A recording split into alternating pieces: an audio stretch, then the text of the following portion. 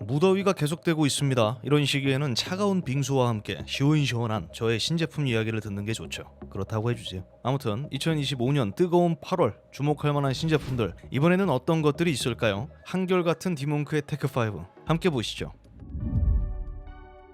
독특한 정체성, 독자적 생태계, 나싱이 신제품 몇 개를 동시에 내놨습니다. 나싱폰 3. 반투명 후면 디자인, 최신 퀄컴 스냅드래곤 AP 탑재, 향상된 카메라 시스템을 적용한 플래그십 스마트폰입니다. 특히 후면 489개의 마이크로 LED가 박혀있는 글리프 매트릭스는 평소 휴대폰을 뒤집어서 쓰기 좋아하는 사용자들에게 매우 흥미로운 요소가 될 것 같습니다. 그런데 사실 제가 소개하고 싶었던 제품은 나싱폰 3가 아닙니다. 나싱 헤드폰이거든요. 영국 유명 오디오 브랜드 KEF와 협업해 제작된 오버이어 40mm 다이내믹 오디오 드라이버가 적용된 무선 헤드폰입니다. 같이 만들었다기에는 사운드 튜닝을 도와준 거죠, KEF가. 계란빵 기계같이 생긴 하우징, 착용감을 전혀 고려하지 않은 듯한 헤드밴드 디자인, 하지만 길거리에서 결코 흔하게 볼 수 없는 디자인. 이 독특함이 나싱이 추구하는 바가 무엇인지 대충 알 수 있습니다. 남들과는 다르게. 인터페이스만 봐도 그렇죠. 돌리고 누르는 롤러, 짧고 길게 눌러서 제품을 제어하는 패들 버튼이 적용됐습니다. 터치가 아닌 물리 버튼을 활용하면서도 상당히 섹시하게 뽑아냈죠. 제품의 특징이 이 디자인에만 있는 건 아닙니다. 어쨌든 하이파이 사운드를 표방하거든요. 20Hz에서 40kHz의 주파수 응답 범위, 총 4개의 마이크를 활용하는 액티브 노이즈 캔슬링, LDAC, 하이 레졸루션 인증으로 24비트 96kHz, 고해상도 음원 청취까지 가능한 제품입니다. IP52 등급의 방수 방지는 덤이고요. 사실 52 등급은 딱히 내세울 만한 포인트는 아니라고 보는데, 무선 헤드폰에는 보통 방수 방진이 적용되지 않은 경우가 더 많기 때문에 이것도 장점이라고 볼 수는 있죠. 저는 오히려 긴 배터리 수명이 강점이라고 봤어요. ANC 끄고 최대 약 80시간, 켜고 35시간을 사용할 수 있습니다. 상당히 긴 편이죠. KEF의 전문 청음실에서 엄격한 사운드 튜닝을 거쳐 완성된 시그니처 사운드, 정확하고 균형 잡힌 소리 재현에 초점을 뒀습니다. 제품 사양만 봤을 때는 음질적인 측면에서 그렇게나 떨어지는 제품은 아닌 것으로 추정돼요. 물론 4개의 마이크, 납작한 하우징 디자인을 고려한다면 소니 WH-1000X 마크6와 비교했을 때 ANC 소리 품질은 그보다 더 떨어질 것으로 예상은 됩니다. 저건 구조적으로 어쩔 수 없어 보여요. 오디오 제조사들이 저런 디자인을 채택하지 않는 이유가 있다고 보거든요. 이거는 나싱의 아주 과감한 도전이라고 볼 수 있습니다. 제품 무게는 약 329g, 최근 출시되고 있는 무선 헤드폰들에 비하면 제법 무게도 나가는 편입니다. 접이식이 아니기 때문에 휴대성 부분에서도 아쉬움을 남길 수 있고요. 그런데 그런 아쉬운 점을 저 디자인 하나로 상쇄시키는 헤드폰이라고도 볼 수 있죠. 제품 가격도 저렴해요. $299, 하나로 약 41만원입니다. 이미 나싱폰을 사용하고 있다면 구매 가치는 있다고 봐요. 오래전부터 저도 나싱폰을 사고 싶다는 생각을 많이 했었거든요. 이쁘니까. 그런데 이 정도 생태계 확장이면 진짜 슬슬 하나 드릴만 할 것 같습니다. 노트북만 만들면 되겠네 이제. 제가 테크5를 제작한 지 대충 5년은 넘은 것 같습니다. 2018년도부터 시작했으니까 오래됐죠. 그런데 제 기억이 맞다면 단 한 번도 삼성 갤럭시 제품을 소개하면서 나도 갖고 싶다 이런 표현을 해본 적이 없어요. 내 돈 주고 사기 아깝다고 생각했거든요. 그런데 이번엔 좀 크게 하겠습니다. 갖고 싶다. 삼성 갤럭시 Z 폴드 7. 갤럭시 시리즈 사상 가장 얇은 폴더블 폰입니다. 접힌 상태로 폴드 6보다 약 3.2mm 더 얇은 8.9mm의 두께. 이는 갤럭시 S25 울트라보다 고작 0.7mm 두꺼운 수준입니다. 심지어 무게도 215g밖에 나가지 않아요. 비정상적인 비율의 디스플레이를 뽑아냈던 삼성전자, 드디어 커버 디스플레이를 21대 9 비율로 다듬었습니다. 6.5인치로 화면도 더 커졌죠. 펼쳤을 때는 약 8인치. 더 단단해진 아머 알루미늄 프레임, 더 견고해진 아머 플렉스 힌지, 코닝, 고릴라 글래스 세라믹 2 적용, 이런 거는 그냥 보너스로 느껴질 정도로 겉모양부터 제법 정상적인 비율의 폰이 됐습니다. 이게 끝이 아닙니다. 폴드 7은 폴더블 폰임에도 2억 화소의 광각 카메라가 탑재됐습니다. 초광각은 AF를 지원하게 됐고요. 나머진 수치적으로 큰 차이 없습니다. 다만 더 향상된 프로 비주얼 엔진 덕에 저조도 촬영에 조금 더 유리한 카메라가 됐죠. 그리고 직전 S25에서도 제가 칭찬했었던 요소 SoC. 이번 폴드 7도 퀄컴 스냅드래곤 8 엘리트 4 갤럭시 모델이 탑재됐습니다. S25와 같아요. 엑시노스가 아니라는 거, 이게 얼마나 성스럽습니까? 심지어 폴드 6 대비 동영상 시청 기준 배터리 수명도 1시간 더 늘어난 24시간. 갤럭시 AI는 두말할 필요도 없죠. 이전과 비교했을 때 타협 없는 완전 풀파워 사양이라고 말하기에는 당연히 무리가 있습니다. 일단 S펜을 지원하지 않고요. 디스플레이 아래로 숨겨져 있었던 전면 카메라 UDC 기술은 제외됐습니다. 그리고 여전히 180도로 완전 평평하게 펼쳐지지 않죠. 그런데 지금 이런 아쉬운 점, 아이폰 16 프로를 사용하는 입장에서 보면 딱히 대수롭지 않게 느껴져요. 이 제품을 구매하는데 아쉬운 점으로 전혀 느껴지지 않는다는 겁니다. 애플 인공지능 써보셨어요? 흥미로워요. 오히려 이런 점들보다는 쿨링 솔루션, 저는 이게 궁금했는데 폴드6 때도 그랬고 삼성전자는 전혀 언급이 없어요. 딱히 별 문제는 없을 거라고 보는데 이 부분은 여러분이 따로 확인해 보시기 바랍니다. 삼성 갤럭시 Z 폴드7 256GB 기준 가격은 약 238만원, 이전 6 대비 약 15만원 인상됐습니다. 월급 빼고 다 오르는 요즘 뭐 이상하지 않죠. 저는 이거 진짜 마음에 들어요. 실제로 보기도 했어.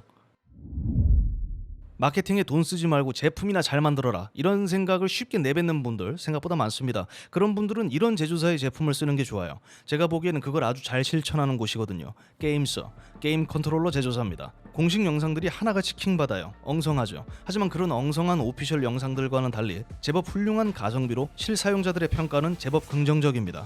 그런 게임서가 최신형 플래그십 게임 컨트롤러를 내놨습니다. G7 프로 트라이 모드. 플래그십인데 공식 채널에 티저 영상조차 없는 녀석이죠. 있네요 이거.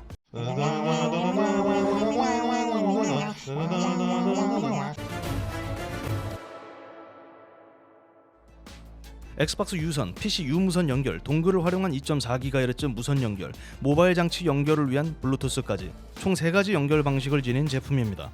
엑스박스 유선 연결이 흠인데 엑스박스 콘솔을 보유한 한국 게이머는 몇 없습니다. 그 중에 하나가 저고요. 그리고 이런 생각도 하셨을 겁니다. 기본 엑스박스 컨트롤러도 그거 다 되는데 그 3가지 연결이 뭐가 대수라고. 하나는 알고 셋은 모르시는군요. 오리지널 엑스박스 패드는 스위치가 없습니다. 장치 간 전환이 그렇게 영리하지 않죠. G7 프로는 무선 프로토콜 전환 스위치를 포함하고 있어요. 게이밍 마우스처럼. 덕분에 오리지널 엑스박스 패드보다 훨씬 직관적으로 연결 방식을 바꿀 수 있습니다. 그뿐만이 아니에요. 홀 이펙트 센서 기반 차세대 TMR 스틱을 적용했습니다. 이름은 갖다 붙이기 나름인데 강력한 내구성을 바탕으로 아날로그적인 부드러움 그리고 정밀함까지 겸비한 장치입니다. 공식 설명은 그래요. 홀 이펙트 아날로그 트리거까지 적용됐습니다. 더불어 마이크로 스위치를 활용하는 트리거 스탑 기능까지 더해졌어요. 트리거의 작동 거리를 조절할 수 있다는 거고요. 게다가 D패드에는 기계식, 액션 버튼들에게는 옵티컬 마이크로 스위치를 적용했어요. 일반 아날로그 방식 대비 극도로 빠른 반응 속도와 뛰어난 내구성을 특징으로 합니다. 끝일 것 같죠? 6축 자이로스코프 센서를 탑재했습니다. 모션 컨트롤러 기능 활용할 수 있고요. 그립과 트리거에는 4개의 럼블 모터가 내장됐습니다. 기존 엑스박스 컨트롤러의 임펄스 트리거를 생각하시면 됩니다. 그리고 커스텀 가능한 2개의 백 버튼, 2개의 미니 범퍼 버튼으로 유저 편의성을 높였죠. 그리고 마그네틱 페이스 플레이트예요. 겉면 케이스를 사용자 임의대로 커스텀할 수 있습니다. 한 가지 우려점이 있다면 배터리 수명입니다. 기계식, 옵티컬 스위치로 범벅이 된 제품이기 때문에 배터리 소모량이 일반 엑스박스 컨트롤러 대비 더 클 수밖에 없거든요. 내장 배터리 용량이 1200mAh예요. 2050mAh의 용량을 지닌 엑스박스 엘리트 컨트롤러보다 훨씬 작은 용량입니다. 실사용 시간에 대해 전혀 언급이 없는데 여러분이 생각하시는 것보다 훨씬 짧을 수 있다는 이야기입니다. 20시간 쓰려나? 대신 충전독을 기본으로 제공해줘요. 봐주자고요. 한 자리에서 20시간 이상 게임을 하는 것도 문제가 있는 겁니다. 제품 가격은 문제가 없어요. 약 11만원. 가성비가 상당히 좋아 보이죠? 문제는 매물도 없어요. 어디선간 팔겠죠. 평소 게임패드에 관심이 많다면 눈여겨봐서 나쁠 거 없습니다. 탁월한 화질, 컴팩트한 디자인, 명기. 약 10년 만에 돌아왔습니다. 소니 풀프레임 컴팩트 카메라 RX1R3. 약 6100만 화소 풀프레임 BSI CMOS 센서, 비욘즈 XR 이미지 엔진, 자이스 소나 T 35mm FE 고정 렌즈를 탑재한 작고 가벼운 미러리스 카메라입니다. 비록 렌즈는 10년 전과 다름없다는 점은 아쉬움으로 남지만 카메라에서 가장 중요한 센서 이미지 엔진 성능이 대폭 상향된 후속기입니다. 가벼웠던 본체 무게는 454g으로 더 가벼워지면서 휴대성 및 기동성 역시 강화됐죠. 배터리랑 카드 넣으면 498g이요. 내부에 숨기기 바빴던 팝업 방식의 뷰파인더는 이제 대놓고 고정형으로 바뀌었습니다. 덕분에 깔끔함은 줄었지만 실사용에는 훨씬 직관적으로 변했죠. 다만 배율이 소폭 줄어들었다는 점은 참고하시기 바랍니다. 그냥 동공을 더 확장하세요. 3인치 LCD는 해상도는 더 높아졌는데 틸트 방식에서 완전 붙박이로 바뀌었습니다. 알 수 없는 변화죠. 그나마 터치형으로 변하면서 조작 편의성은 높아졌으니까 경량화를 위한 타협이라고 생각해 주자고요. 또 다른 포인트는 배터리입니다. MP, FW50으로 배터리 모델이 변경되면서 이전 대비 약 30%가량 배터리 수명이 더 늘어났어요. 게다가 USB-C PD 충전과 동시에 사용할 수 있기 때문에 열 관리만 잘 된다면 제법 오랜 시간 연속으로 사용할 수 있는 카메라입니다. 그런데 그렇지 않을 확률이 높죠. 왜? 고화소인데 바디가 작다? 보통 나약합니다. 연속 사용 시간이 그리 길지 않을 거라는 이야기입니다. 물론 공식적으로는 약 50여 분의 연속 레코딩을 대응한다고 명시되어는 있어요. 그런데 이는 FHD 및 4K 30프레임 포맷일 가능성이 있습니다. 최대 8K, 4K 120프레임 비디오 촬영이 가능한 모델이에요. 이렇게 올려 찍게 되면 연속 사용 시간은 상당히 크게 줄어들 수 있습니다.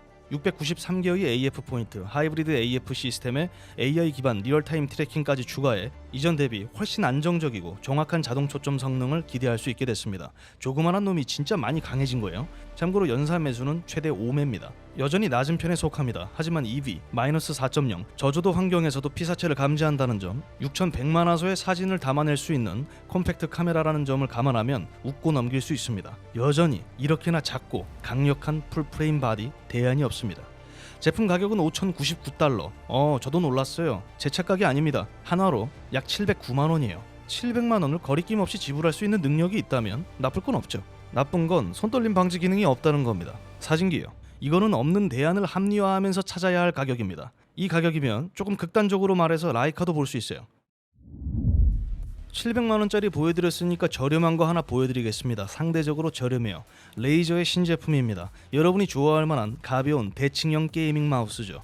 코브라 하이퍼스피드 62g의 가벼운 무게, 그럼에도 로고 포함 언더글로우 크로마 LED를 빼지 않는 과감함, 2.4GHz 블루투스 유선, 3가지 연결 모드, 레이저 포커스 X, 26K 센서, 4세대 옵티컬 스위치, 로지텍 파워플레이와 유사한 무선 충전 시스템, 차징 퍽 대응, 2.4GHz 연결 기준 최대 110시간의 배터리 수명을 지닌 게이밍 마우스입니다. 가격만 합리적이면 결코 나쁘지 않은 제품이에요. 내놓으라는 바이퍼 미니 무선을 결코 내놓지 않았던 게 레이저입니다. 바이퍼 미니 무선 있었는데요? 라고 아는 척하고 싶으셨죠? 그거 한정판입니다. 일반 소비자들은 사기도 어려웠어요. 고로 그런 바이퍼 미니 무선에 대한 열망이 가득했던 게이머들에게 이 코브라가 상당히 적합한 제품이 될 수 있을 거라 예상해봅니다.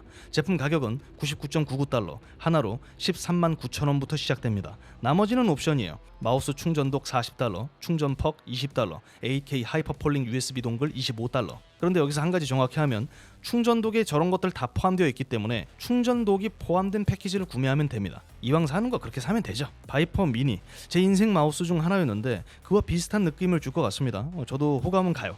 손이 작은 게이머분들이라면 눈여겨보세요. 자, 보너스 하나 드리겠습니다. 닌텐도 마니아들을 상대로 돈을 어떻게 뽑아먹을 수 있을지 잘 알고 있는 레고가 닌텐도 게임보이를 1:1 비율로 재현한 신상을 내놓습니다. 야쿠르트 자국이 남아있을 것 같은 회색 바디, 90년대 미용실 간판에서나 볼 수 있을 것 같은 촌스러운 컬러의 AB 버튼, 지금 봐도 추억 그 자체입니다. 심지어 레고 브릭으로 만들어진 게임팩까지 슬롯에 삽입할 수 있도록 만들어졌어요. 게임팩은 슈퍼마리오 랜드, 젤다의 전설, 꿈꾸는 섬 두 종류입니다. 당시 낭만이었던 녹조 띤 화면 재현을 위해 렌티큘러 스크린까지 제공해요. 미니 피규어 같은 건 없고 브릭 수는 421개밖에 되지 않는 단순한 구조의 레고입니다. 하지만 들고 있으면 도련님 소리를 들었던 그 시절이 그립다면 이건 놓칠 수 없는 아이템이죠. 하나 사서 거치대에 세워두면 아주 뿌듯할 것 같습니다. 참고로 저는 이전 슈퍼마리오 월드, NES 레고를 전부 보유하고 있어요. 가격 양심 있습니다. 60달러밖에 되지 않아요. 약 8만원. 이건 당장 산다. 제가 준비한 8월의 신제품 소식은 여기까지입니다. 하나하나 매력적인 제품들이라고 생각해요. 우리 지갑이 얇을 뿐이지 두꺼웠다면 사실 큰 고민 안 하고 하나씩 구매해볼 만한 제품들이었다고 봅니다. 특히 게임보이 레고는 저건 살 수밖에 없어요. 추억이 있다면. 아무튼 테크5는 여기까지입니다. 영상이 즐겁고 도움이 되셨다면 구독, 댓글 부탁드리면서 영상 마무리 짓겠습니다. 시청해주셔서 감사합니다. 디몽크였습니다.